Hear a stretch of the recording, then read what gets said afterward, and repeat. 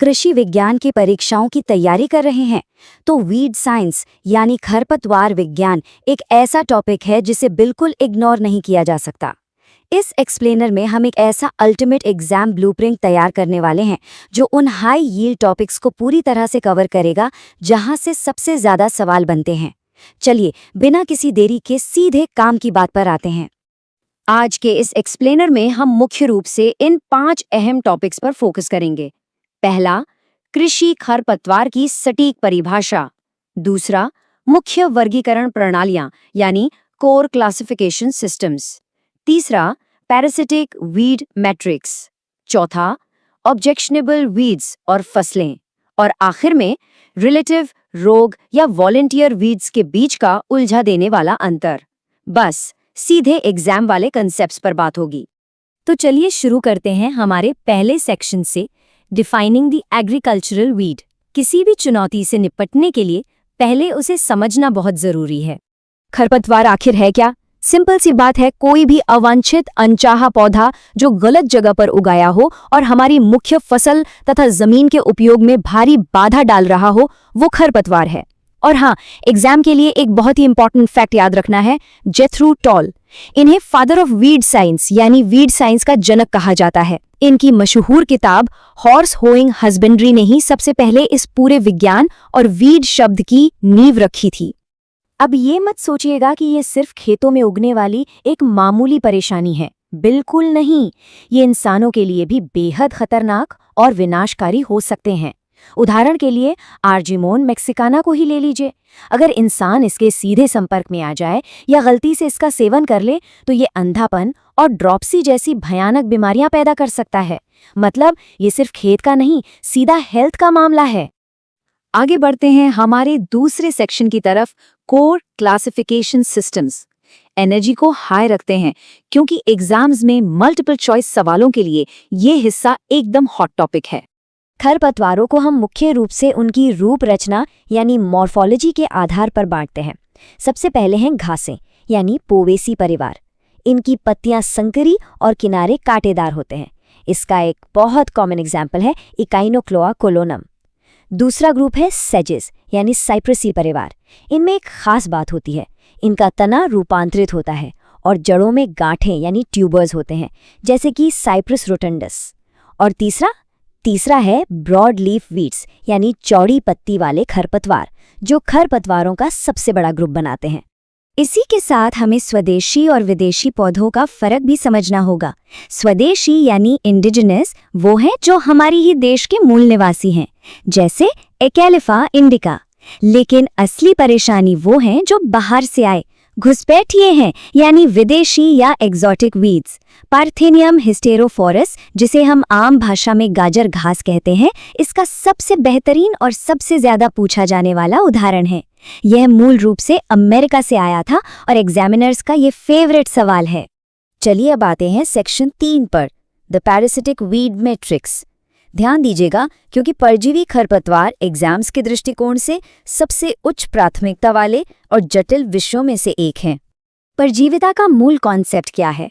ये वो चालाक खरपतवार हैं जो अपना खाना खुद बनाने के बजाय किसी दूसरे होस्ट या मेजबान पौधे पर धावा बोल देते हैं। ये बस उनके पोषक तत्वों और संसाधनों को पूरी तरह या आंशिक रूप से सोखने का काम करते हैं। परजीविता का ये मैट्रिक्स सच में बहुत ही दिलचस्प है और इसे याद रखना एक ट्रिक की तरह काम करेगा। परजीवियों को जड़ों और तनों के आधार पर पूर्ण यानी टोटल और आंशिक यानी पार्शियल कैटेगरीज में बांटा गया है। देखिए, ओरोबैंकी पूरी तरह से तंबाकू की जड़ों पर निर्भर एक पूर्ण जड़ परजीवी है, वहीं स्ट्राइगा आंशिक रूप से गन्ने की जड़ों पर निर्भर है। तनों की बात करें तो कस्कुटा लूसन के तने का पूर्ण परजीवी है, जबकि लोरेंथस आम के तने का आंशिक परजीवी है। इन विशिष्ट होस्ट फसलों को एकदम कंठस्थ कर लीजिए, एग्जाम्स में ये सीधे मैच द फॉलोइंग में आते हैं। हमारा अगला पड़ाव है section 4, objectionable weeds and crops. Agronomy के पेपर में ये शायद सबसे क्रिटिकल और सबसे ज्यादा टेस्ट किया जाने वाला कॉन्सेप्ट है। तो आपत्तिजनक या ऑब्जेक्शनेबल खरपतवार कहते किसे हैं, इस परिभाषा पर खास जोर देना आवश्यक है। ये वो घातक वीड्स हैं जिनके बीज हमारी मुख्य फसल के बीजों से आकार और वजन में इतने ज़्यादा मिलते जुलते हैं कि हार्वेस्टिंग के बाद अगर ये एक बार आपस में मिल जाएं तो उन्हें मशीनों से अलग करना लगभग नामुमकिन हो जाता है। इस लिस्ट को तो इस पूरे एक्सप्लेनर का वीआईपी मान सकते हैं। इससे ध्यान से सुनिए। धान के लिए ऑब्जेक्शनेबल वीड है वाइल्ड राइस यानी जिज़ानिया।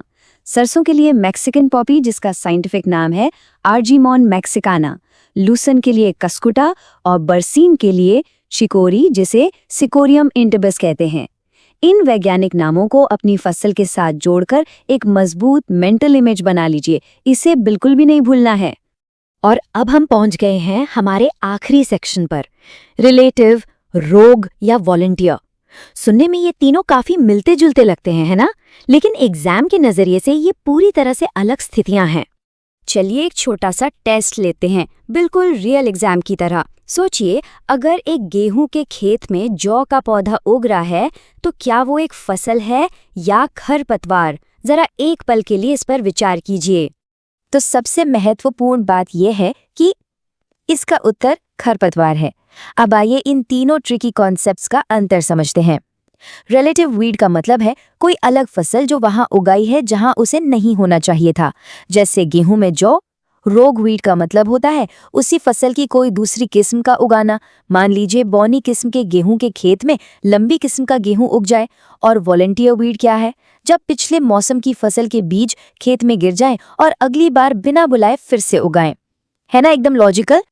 एक और बहुत ही महत्वपूर्ण अंतर जो हमें समझना है वो है नॉक्शियस और पॉइजनस खरपतवारों के बीच।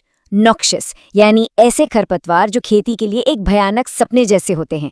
ये बहुत ही आक्रामक होते हैं और इन पर काबू पाना बेहद मुश्किल होता है, जैसे हमारा वही पुराना दुश्मन पार्थेनियम। वहीं दूसरी ओर है पॉइजनस या जहरीले खरपतवार।